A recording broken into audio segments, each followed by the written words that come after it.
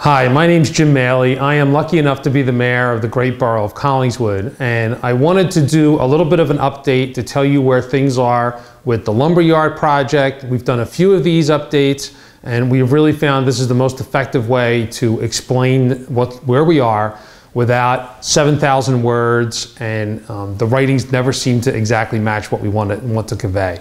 So we are lucky enough to be in the home of Pat and Tom Kelly, residents at the LumberYard for 2 years and just a couple days, Pat was telling me. And you're going to get to see a little bit of this as we talk this through. But I thought it was really important as we reach this stage of this project that you get to see a little bit of what life is like here at the LumberYard. You know, we started this project 7, 8 years ago. We started with a couple years of town meetings reviewing the project. The layout and design of this project actually was the result of a planning grant that we received from the Delaware Valley Regional Planning Commission that led to a charrette, a meeting of about 100 people from town at the community center that helped us design and work on exactly how this should be. Those were the days when people were actually building things, when there was a development community that was building things. And since then, all that we've gone through, and unfortunately maybe what some of you know about the project, has more to do with the hard times economically than with the start of this project. So from that beginning, we first tried to get developers interested in it when people were building things. We couldn't get that. All that developers wanted were high rises, 12-story buildings with parking in front on Haddon Avenue. We had a lot of fits and starts and attempts to make it work.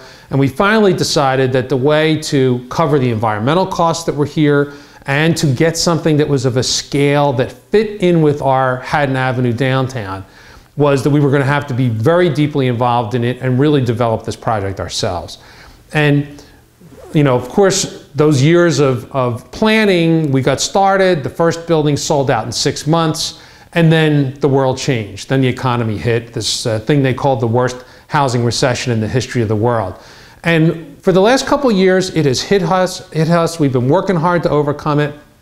And we think right now, literally in the last couple of days, we have signed all the agreements that get this project moving again, get us to a completion in the reasonable future. And really, I think it's time to begin to look at what the benefits are and to understand what a value this is going to be for this borough for the next 100 years. So let me just first give you the status of where we are. All agreements have been signed. We have everything finished up, done with the banks. I'm sitting here, it's May the 16th. It'll be by the end of May, we will actually close on the units that we have talked about in this project. And let me just review real quickly the finances of this. When we did the project back in 05-06, we signed a $4.5 million guarantee on the $20 million construction loan. We agreed that we would pay that money in event of default, bad times. Of course, those times hit us. What we did is we were able to negotiate with the banks that instead of just writing a check for $4.5 million to pay our guarantee, that we would get 13 units. The last 13 units that are available in the building on Atlantic Avenue along the speed line, and that we would have those available. Our theory was we would have that available to help offset the costs of that guarantee that we had to pay. And so we will close on those units by the end of this month, by the end of May. We already have plans in place to finish the fit out. We have already rented 3 of those units, and we have 2 more signed up with occupancy by the end of June. The remaining units will all be available for sale. We won't be leasing anymore for some technical reasons within the condo association because of what's going to happen with the rest of the project. So that's happening. We'll be finished with our guarantee. We will get value back for that. It may not cover all of our 4.5, but it will cover a substantial portion of our 4.5. And we'll talk about how we're dealing with that beyond this project. So that deal is done, agreements are signed, that's going to happen and be finished up in a very short time. We've also signed all the agreements between the new developer who will finish the remainder of the project The building along the speed line is a long building, and you really need to think of it as two different buildings. The centerpiece where the plaza is has community rooms, some storage areas. That splits these two buildings in half. The building closest to Collings Avenue is where we are today, and that has units that people are living in, and more will be living here soon. The other half of the building is framed out. It is not finished, so people aren't in there yet. That half of the building, as well as the vacant piece that fronts on Haddon Avenue, will be built and developed as apartments. It'll be approximately 90 apartments. They will be built by the Ingerman Group. We got involved with Ingerman a few years ago, really because they've been bugging me for a while that they wanted to move their offices here. They wanted to relocate from Cherry Hill, move their offices here. They will do that as part of this project. They'll be on the first floor. The front of the first floor of the new building that fronts on Haddon Avenue will be a retail commercial space. The rest of it will be Ingerman's offices, and we'll have, I think they have 50 to 60 employees that will be living there, will be working there. We'll have 90 residential units between the back building and the front building to be built. That deal has been signed.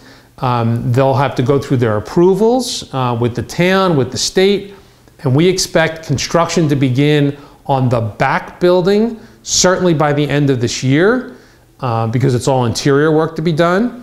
And on the front building, if we get a winter like we had this winter, it'll get started this winter.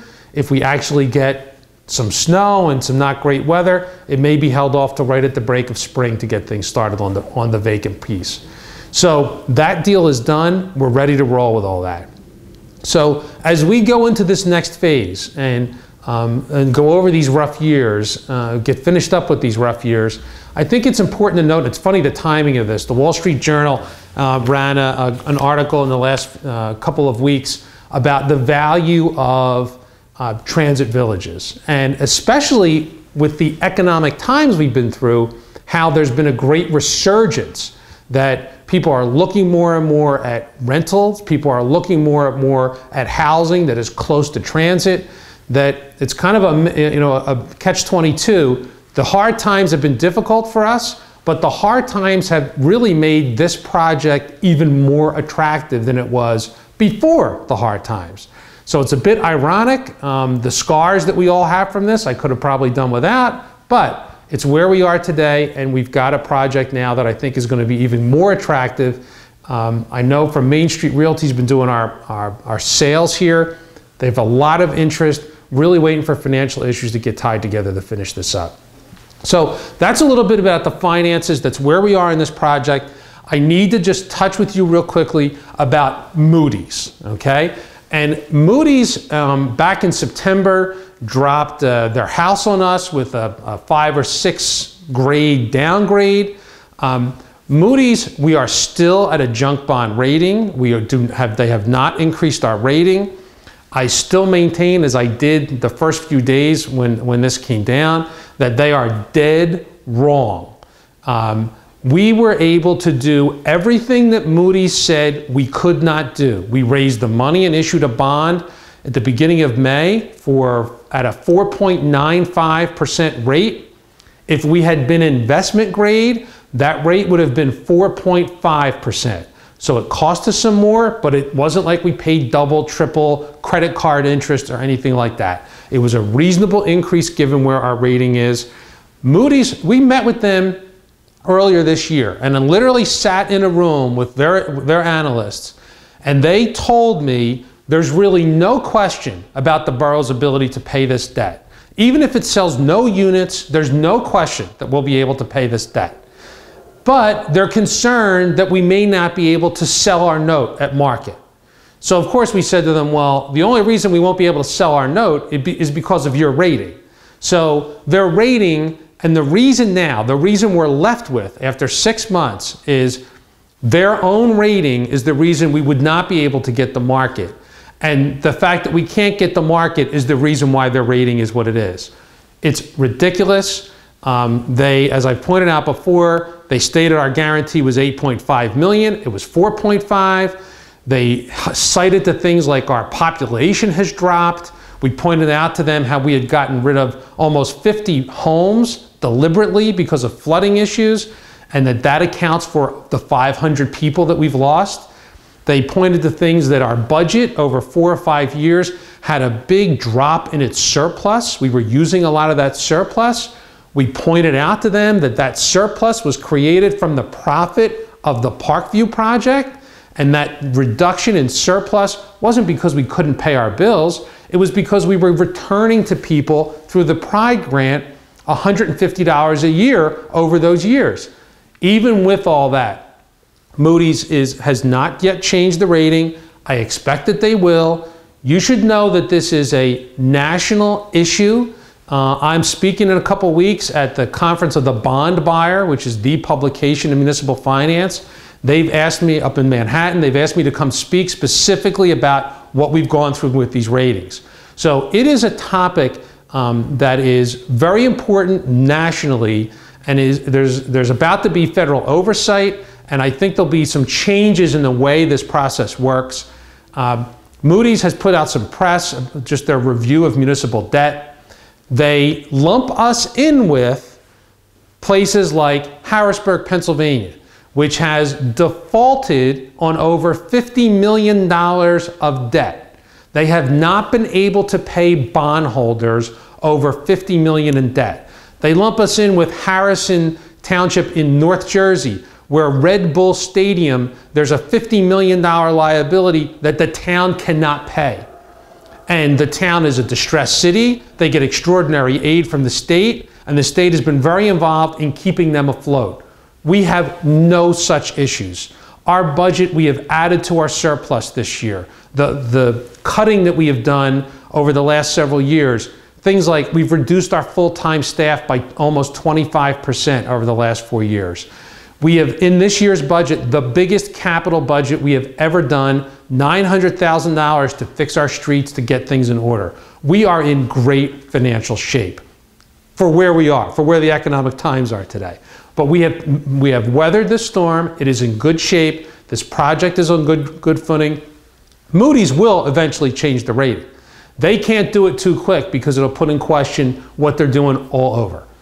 There's another rating agency, Fitch, that has 1/3 the municipal clients that Moody's has and double the number of analysts doing the reviews. So you get an idea that at these rating agencies, they're stretched thin. Some are stretched thin. And they're not looking deeply enough at the issues that each town has, and it's had an impact.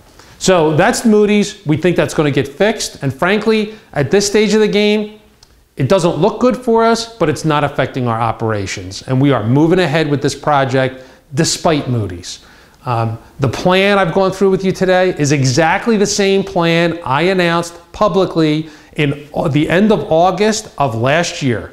Then Moody's came, it slowed everything up. We've now been able to accomplish it even with this junk bond rating. It's a sign of the strength of this borough that Susquehanna Bank purchased our note. They're not worried about us paying this note back. It is a reflection of the strength of this community that even in light of this press and the announcement they've made, it hasn't made a difference.